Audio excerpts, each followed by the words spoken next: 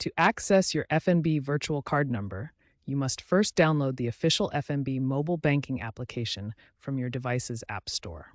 Ensure you download the most recent version for optimal functionality and security features. Once the application is installed, open it and log in using your secure credentials.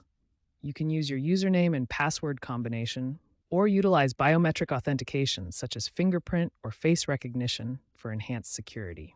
After successful authentication, navigate through the application interface to locate the Cards or Virtual Cards section. This section contains all your card-related services and information. Once in the Cards section, select your existing virtual card to view its complete details. The system will display your virtual card number, CVV security code, and expiration date. This information is essential for completing secure online transactions. Once you have created or accessed your FNB virtual card, the next crucial step is activation.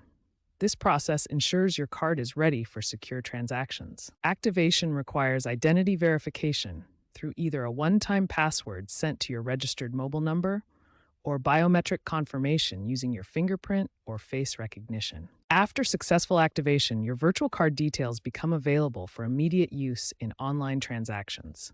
These details include a unique card number, CVV code, and expiry date. For enhanced security, you should configure appropriate spending limits and validity periods for each virtual card.